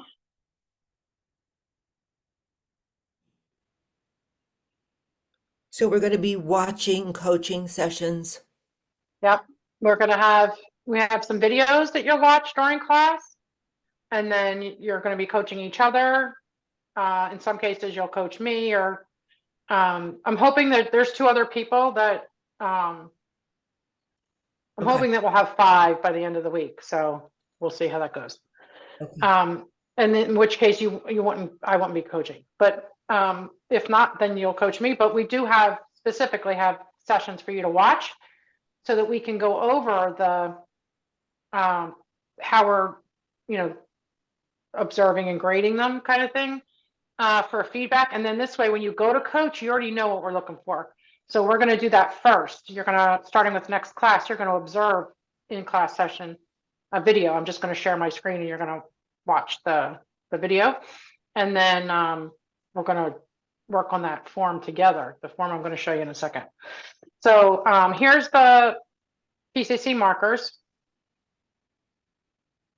and I'm not going to read through all of it. It's going to be it's on the form itself, but I just want to show you 1 and 2 are not assessed in the actual recording. The only thing you have to make sure of is that 1, that you consistently stay in the role of coach. So you don't do any mentoring or advising or you know, therapy or anything like that. You stay in your role as a coach. And then 2, they're just looking for as long as you hit these markers, which we're going to go through the markers, then you are embodying a coaching mindset. So again, those first 2 things aren't scored on their own. So we actually start with 3 when we look at feedback, giving you feedback. We start with number 3, and we just make sure that you include these other ones in your coaching sessions. But you can have this, it's going to be in the file section for you to download as well. So we really start with 3, where we're establishing and maintaining agreements. So you're partnering with the client to identify or reconfirm what the client wants to accomplish in the session. You're partnering with them to define or reconfirm measures of success. You're inquiring about or explore what's important or meaningful to the client about what they want to accomplish. And then you help them to define what they believe they need to address to achieve what they want to accomplish. So again, just bear with me on these little changes. So the actual framework that's in the first chapter is not the updated one. So I think I said this, I'm going to update it. And I also have it separate under chapter 1. So as you go into the chapter 1, and it has the chapter and then the supplements down the bottom, if you upload that supplement that says coaching model and framework, that has the updated framework, which incorporates these 2 things here. So what I didn't do was actually update the chat. I have the chapter updated, but I did not upload that updated one. So I have to make sure I do that. Which I will write myself a note to do. So update chapter 1 file. Okay. So 4 is cultivates trust and safety. So they're looking that you acknowledge and respect the client's unique talents, insights, and work in the coaching process. You show support, empathy, and concern for the client. You acknowledge and support the client's expression of feelings, perceptions, concerns, beliefs, or suggestions. And you partner with the client by inviting them to respond in any way to any contribution, and you accept that client's response. 5 for maintains presence. They're looking for that you act in response to the whole person of the client, so who they are, and you act in response to what they want to accomplish throughout the session, so the what of the session. You partner with the client by supporting them to choose what happens in the session. You demonstrate curiosity to learn more about the client. You allow for silence, pause, or reflection. And then 6 is active or listens actively. So you question your questions and your observations are customized by using what the coach has learned about the client or their situation. You inquire about or explore the words the client uses. You inquire about or explore the client's emotions. You explore the client's energy shifts, nonverbal cues, or other behaviors. You inquire about or explore how the client currently perceives themselves or their world. You allow the client to complete speaking without interrupting unless there is a stated coaching purpose to do so. You succinctly reflect or summarize what the client communicated to ensure the client's clarity and understanding. 7 for evokes awareness. You ask questions about the client, such as their current way of thinking, feeling, values, needs, wants, beliefs, or behavior. You ask questions to help the client explore beyond their current thinking or feeling to new or expanded ways of thinking or feeling about themselves, so their who. You ask questions to help the client explore beyond their current thinking or feeling to new or expanded ways of thinking or feeling about their situation, so the what. You ask questions to help the client explore beyond current thinking, feeling, or behaving towards the outcome that they're looking for. You share with no attachment, observations, intuitions, comments, thoughts, or feelings, and invite the client's exploration through verbal or tonal invitation. You ask clear, direct, primarily open-ended questions one at a time at a pace that allows for thinking, feeling, or reflection by the client. You use language that is generally clear and concise. You allow the client to do most of the talking. 8 facilitates client growth. The coach invites or allows the client to explore progress towards what the client wanted to accomplish in the session. The coach invites client to state or explore the client's learning in this session about themselves. The coach invites the client to state or explore the client's learning in this session about their situation. The coach invites the client to consider how they will use their new learning from this coaching session. The coach partners with the client to design post-session thinking, reflection, or action. Coach partners with the client to consider how to move forward, including resources, supplements, or potential barriers. Coach partners with the client to design the best methods of accountability for themselves. Coach celebrates the client's progress and learning, and the coach partners with the client on how they want to complete the session. So those are what they call the PCC markers, which is basically the minimum standards that they want you to have in your PCC level sessions. So we're working again through this course at this PCC level. However, you're graded at the ACC level, unless you want to be graded at the PCC level, but you get graded at the ACC level specifically for Maria, so that your final performance evaluation gets graded at the ACC level, and then all you have to do is go take the test at the ICF. You don't have to submit a recording or anything. Okay.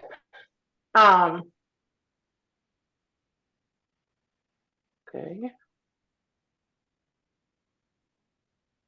And then I'm going to look at the feedback form.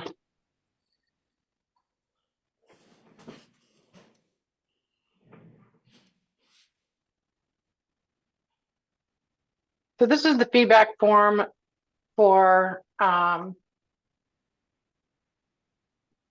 in class when you're doing your in-class coaching.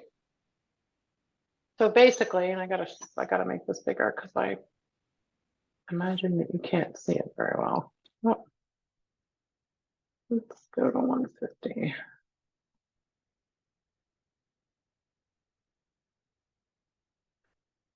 So basically, it'll be the date of the time that you're coaching or the class that you're coaching, then your name and whoever you're coaching.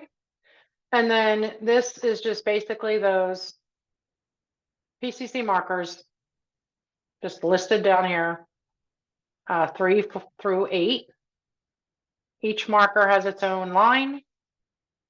And how it gets assessed is that basically we look at, like in this case, coach partners with the client to identify or reconfirm what the client wants to accomplish in the session. So that's where you say, okay, what would you like to talk about? What would you like to have by the end of the session? And then your measures of success. How will we know that you have that at the end of the session? Or, you know, how will you know that you feel better? Or, you know, whatever it is that the outcome that they wanted, how do we measure it? And then really just asking about, again, that kind of question that says, like, why is that important now? You know, what's the focus now? Like, why is it important for them now to accomplish that? Or what makes it urgent for them to talk through this now? How's it going to impact them when they have that at the end of the question? Something like that, that the importance or the meaning of really getting that outcome in that topic. And then the needs to address, basically, what do they think they need to address? So what do you want? What would you like? Where would you like to start? What would you like to, you know, cover or start with pertaining to that topic? What's the first thing that you'd like to talk about? Something like that, that helps them to really lead and decide where to go in the conversation. We're going to pay a lot of attention to this coaching agreement because the coaching agreement drives the rest of the conversation. Once you have that really solid, you know, and you generally ask open-ended questions and paying attention to what the client says, the rest falls in place.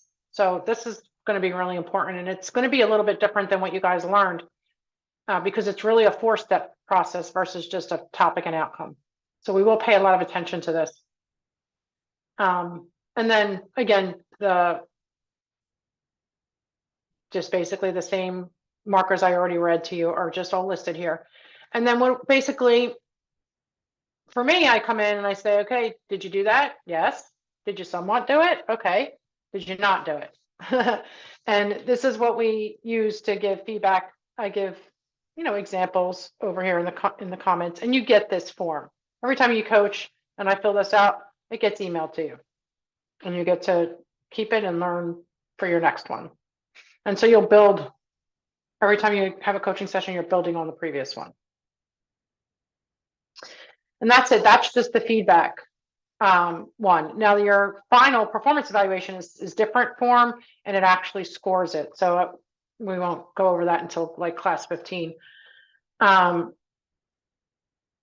once we've gone through and you've had, you know, feedback on your in-class sessions with this form, 3 in-class sessions, you're pretty much set up for the other 2 that you do outside of class and your final.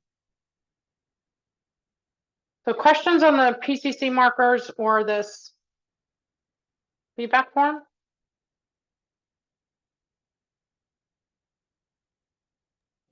No. The feedback form is something that we print out and we give, you give to us, or we give to others, or both. So I would say print this out and just keep this with you as you're observing sessions, because you'll be assigned certain markers to look at while you're observing a session. But you don't have to turn anything in. This is just for you. So like, for instance, I think it's class 4, one of you will be coaching, the other one will be observing. And I might say to you, okay, Julie, you're the observer, so I'm going to say, okay, I want you to pay attention to 3 and 4. And so we'll have the session and you're going to just make some notes and say, and let me, at the end, we're going to have a discussion and you're going to say, okay, did they do these things?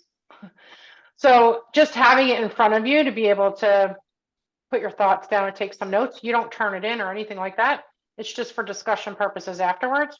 I Yeah. fill it out and I send it to the coach. I see. I see. And this is going to be on the platform. We'll find it, no problem. Yep. How do these PCC markers differ from the ACC core competencies? Good question. Let's look at the difference.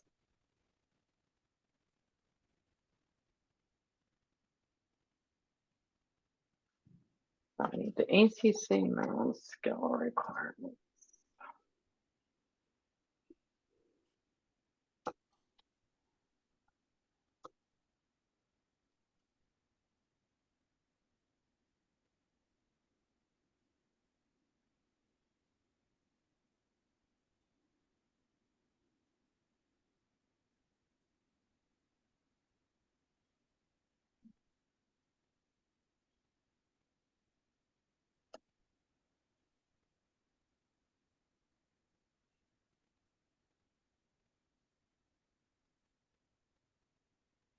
I'm also applying for BCC accreditation as well, so hopefully you'll be able to use, if you go for a BCC, you'll be able to use this course for that too. Did you say hopefully? Well, yeah, I mean, I'm applying for it. I don't see why I wouldn't, but Oh, you mean you are already PCC certified. You're saying you're applying for this course to be able to qualify for PCC. oh, not PCC, BCC. So the BCC is the board certified coach, and it is administered by the Center for Credentialing and Education. It's just a different credentialing body versus the ICF. Like I have my PCC and I have a BCC. I have both credentials. So Yeah, you could go for that. it's ringing a bell. I think I've heard in that first 64-hour Yeah. course that I took, the BCC was it was mentioned, Yeah. and I'm not sure what the difference is, but I don't have to know right now. Yeah, it's just different bodies. Yeah. And there's very slight differences to their competencies or whatever. Okay, so here is the side by side.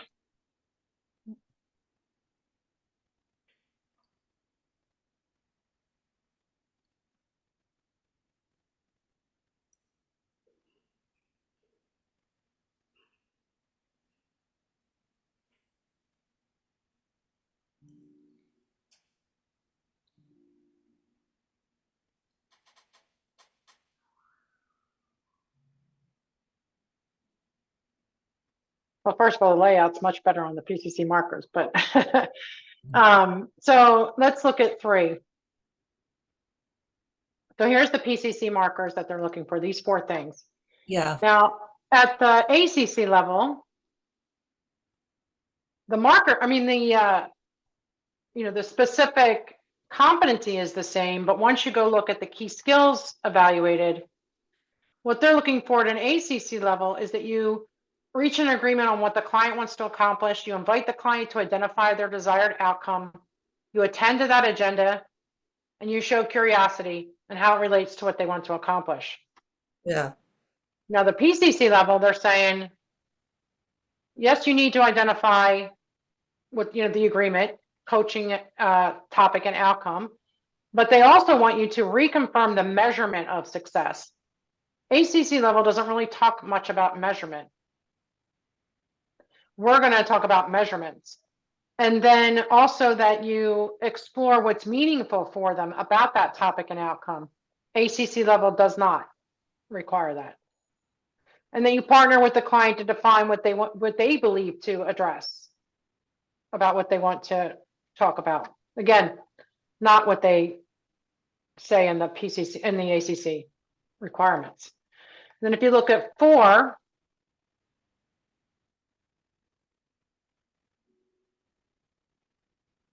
they're looking at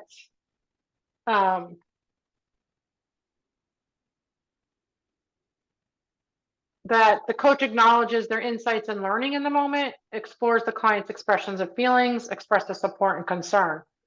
At the PCC level, they're saying you acknowledge and respect their unique talents and insights and work throughout the coaching process, that you show support, empathy, or concern, that you acknowledge and support the client's expressions, and that you partner with them to respond in a way to your contribution or accept the client's response.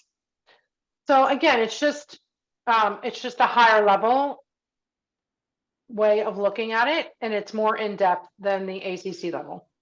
Okay. Let's see. And then here, for 5, they're looking that you're curious throughout the session, you acknowledge situations the client presents, you allow the client to direct the conversation at least some of the time. On the PCC, it's talking about reacting to the whole of the person. I am on 5, aren't I? Hang on. Yep, I'm on 5. And that you act in response to what the client wants to accomplish, and also partner with them to choose what happens in the session. So this is where you're really letting them lead. And you're demonstrating curiosity as well. And then you allow for silence, pause, or reflection. So again, it's taking the same competency, but it's giving you a more in-depth way of addressing those competencies. And then 6,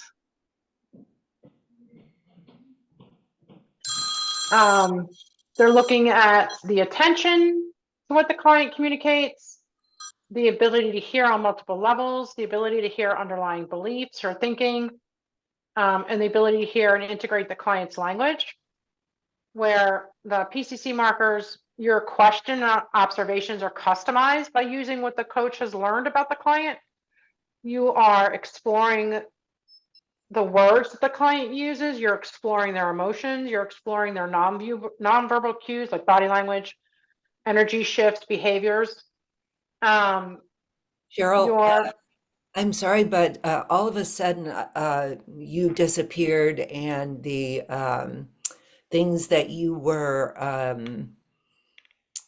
sharing disappeared, and I have my email and the blank Zoom screen, and I don't have you.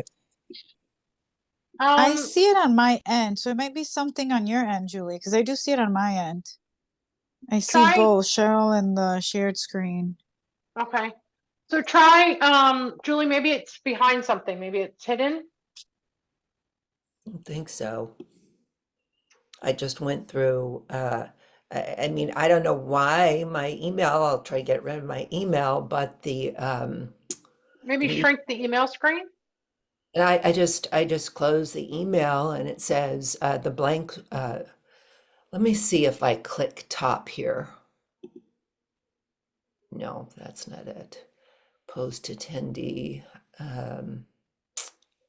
Wow. How about click the Zoom button on the bottom of your screen, the icon? Does that bring up anything?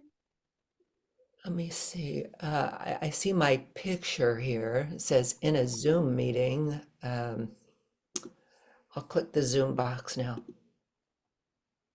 Okay. That worked. Okay. Yeah. Sorry So about that. that's okay. It must have just shrunk down and you have to click it to bring it Oh, back it's up. just all of a sudden I didn't do anything, didn't touch anything. It was weird. Yeah. Okay. Okay. So anyway, so the 6, again, you're exploring energy shifts or nonverbal cues. You're exploring how the client currently looks at themselves or their, or their world. You're letting them speak without interrupting unless there's a stated reason for doing. And you're reflecting and summarizing what the client has communicated. So again, much more in-depth skill that we're looking at. And then for evokes awareness,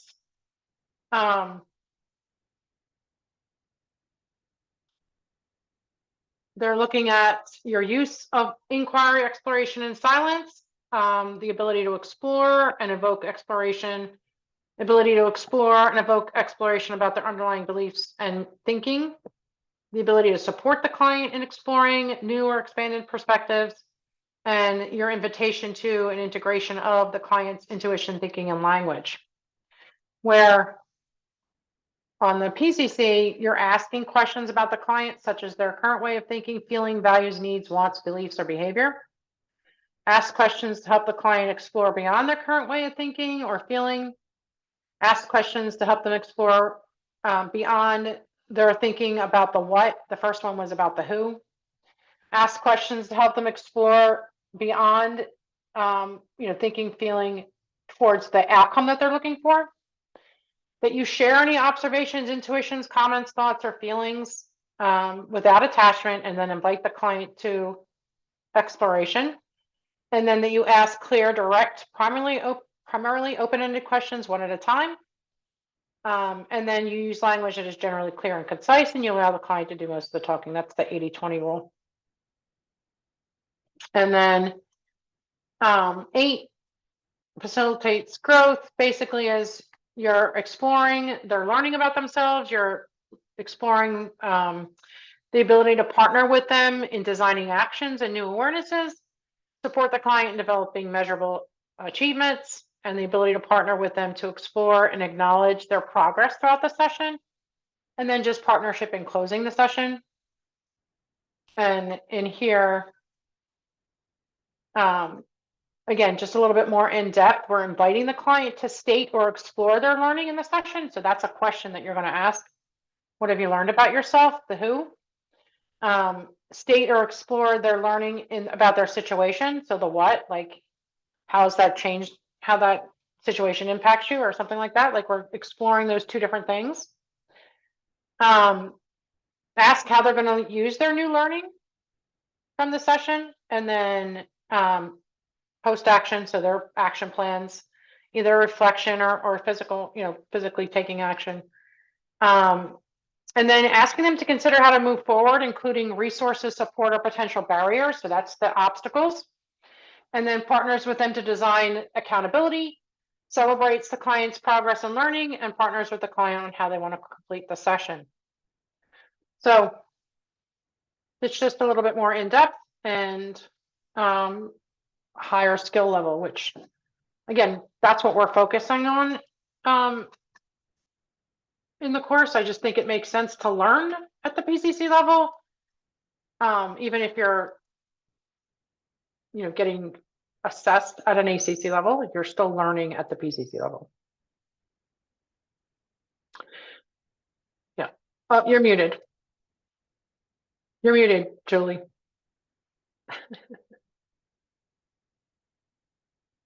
Sorry. That's okay. So how does the emotional intelligence piece overlap or inform this? Because it sounds like what we're embarking on is, a just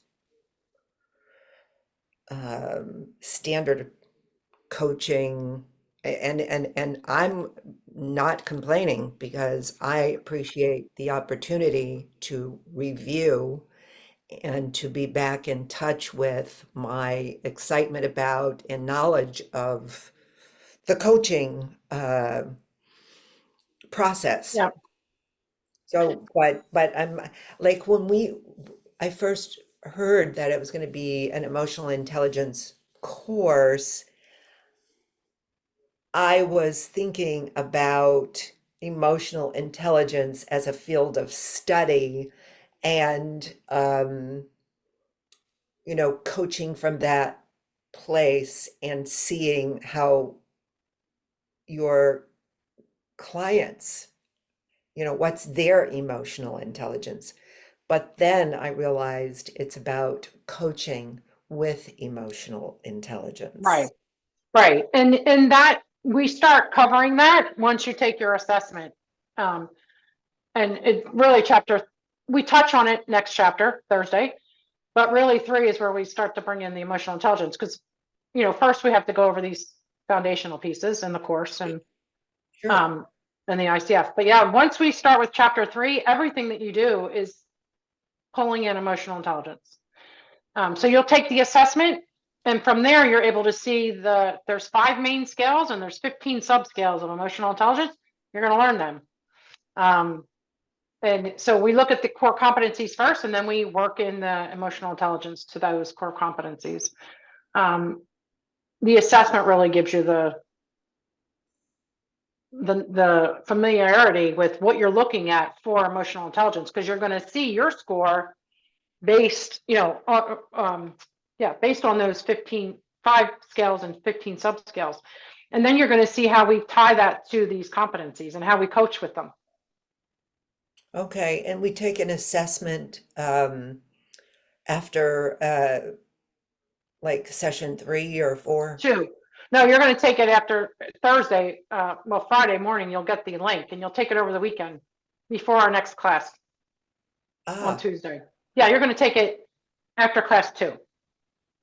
okay, that sounds very, very great. Okay. Yeah. All right. Marie, do you have any questions?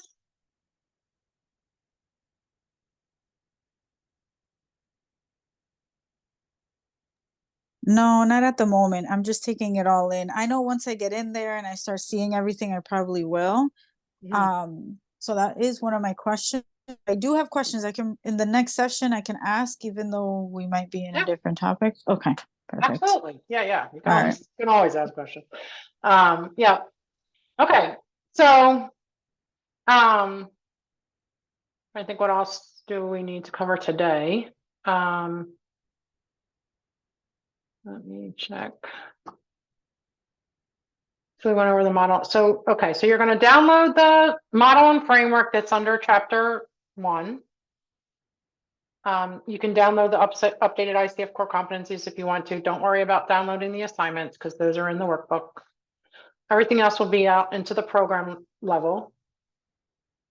Files and announcements.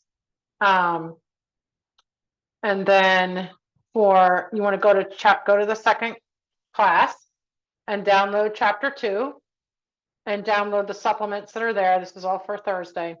The code of ethics are in there. There's a referring client to therapy PDF, and then a client referral PDF. We touch on those, but those are really for you to read. They're actually pretty cool. I read through both of them. One's pretty long, but I took my time reading it. But it definitely clarifies on how to refer out and when and why to refer out. So it's really in depth. It comes from the ICF themselves. So download those supplements in that chapter for Thursday. And then, I'm sorry, I have a question. So, because I know we're going by sessions. If I, let's say, do session 1, all the work, and then I want to start a little bit of 2 and we're not on 2, I can still do that? Or do I have to wait for us to have those sessions? I mean, you can still do it, but we're going to go over, I mean, we'll have a class about it. So, Okay. I mean, you can. Oh yeah, that wouldn't make sense then, because I wouldn't know what I'm Yeah, doing. I mean, some of it you won't understand, but if you pre-read the chapter, that's good. Pre-read the chapter so that when you come in, right now I'm still at the stage where I'm kind of reading from the chapter, which I'm trying to get away from because it's new for me. Like I put all this information together and I've only been through it once. So, you know, I do tend to do that, but I'm hoping by like the next class or the class after that I'm more confident in not doing that. But if you read through it all, then that helps you to bring questions to the class. And then when we go through the example, you know, there's examples in most of the chapters, we can actually, you know, do those activities and have those discussions because you've already read and I'm just giving more of a lecture on it. Okay. So, yeah, I just wanted to, that was really my main goal, was to know, like, if I overview it and I'm a little bit more prepared to know what we're going to go through next visit. Absolutely. I think reading the chapter ahead is a good practice, and having everything downloaded and ready for the class Again, even though I'm sharing my screen, it makes it more tangible for you if you have it. Thanks. Good question though. Good questions. All right. And then you're going to get the transformational coach. I'm going to post it's just a suggested reading schedule. This will help you to get it done in time. You obviously don't have to follow that schedule. You can do it at your own time. But the sooner you order the book, the sooner you can start with that. It's not terribly long, but it's not, really short either. It's how many pages is it? Oh, and there's lots of resources in the back. And I have some resources from the book as well that I'm going to download as separate documents for you. But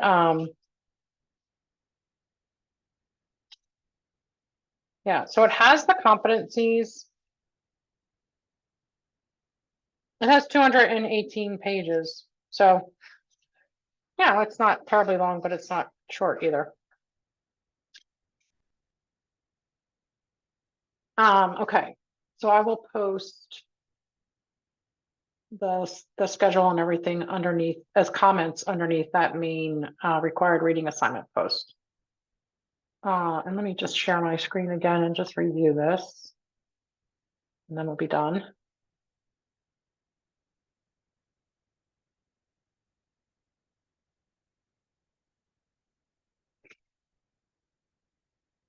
So remember when you go, I don't know why I keep saying that. I have to refresh again. I do.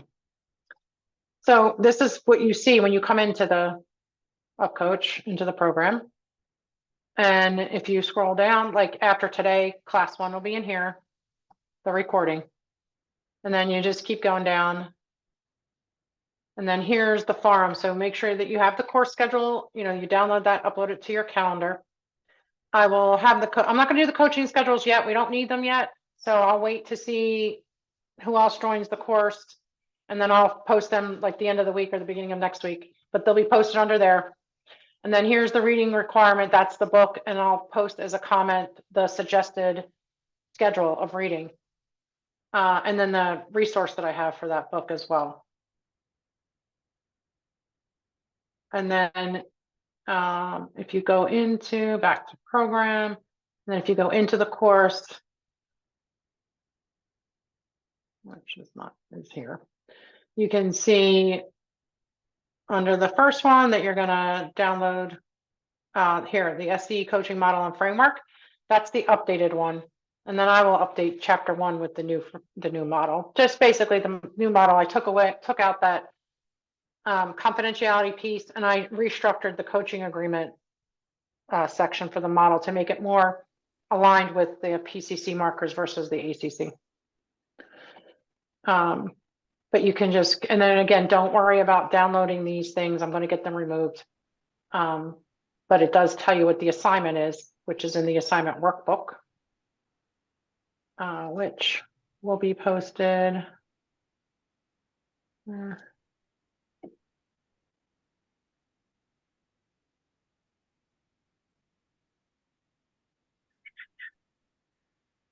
That didn't work.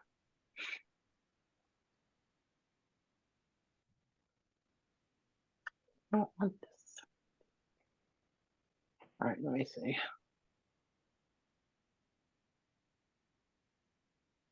I wonder why it's not getting me email. All right, I guess I have to go to, there we go. Okay. I will also post the assignment workbook right in here as soon as we're done. So you'll just be able to download it from here. And that's it. Any questions about any of that? I hope I can do this. You can do it. It'll be fine. It seems Like I overwhelming. said, it's a lot to start with, but like I said, we go over everything in here. I share my screen for everything. You don't need everything that's in that for right now. You can download it all into a folder and just keep it there, and then we're going to go over everything. You will need the workbook at some point to turn in your assignments, but other than that, we go over everything in here. All right. Thanks, guys. And I will see you on Thursday. If you need anything in the meantime, just post on that forum or shoot me an email or what have you. Okay, thank Okay, you so All much. right. do. Thank you. Talk to you later. Bye-bye. Bye, Bye. Maria.